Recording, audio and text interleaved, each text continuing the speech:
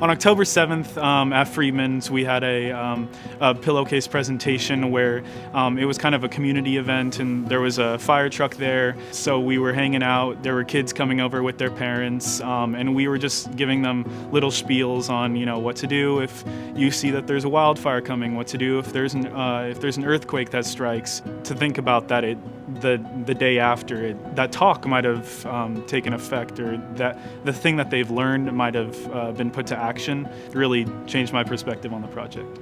I went to bed around 10:30. I was doing some homework before.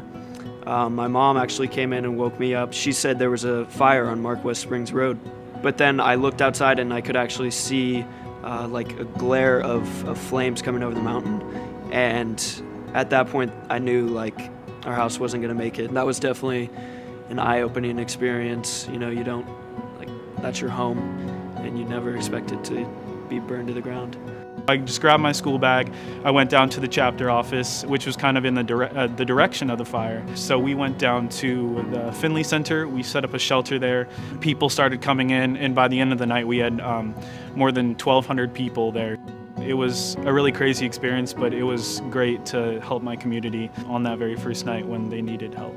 So that went on for about 12 days of just really going to the shelters like a lot and volunteering for 5 hours at a time, 5 to 10 hours. That first day when my parents picked me up at around 9:30, we drove up to Fountain Grove, and we drove down our street and just saw our house. It was in rubble. I feel like working in the shelters really helped us get through it.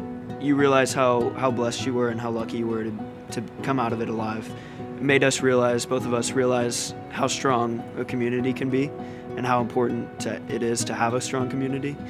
I think it was around two days later, about the same time that a lot of people were figuring out their houses had burned down, that we knew that Cardinal Newman had gone as well.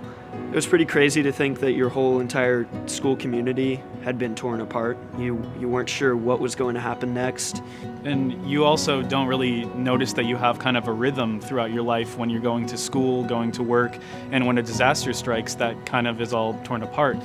I feel like for both of us, it's more fun and more exciting to come in here every week and do volunteer work, knowing what happened to your community and knowing that you're really making an impact.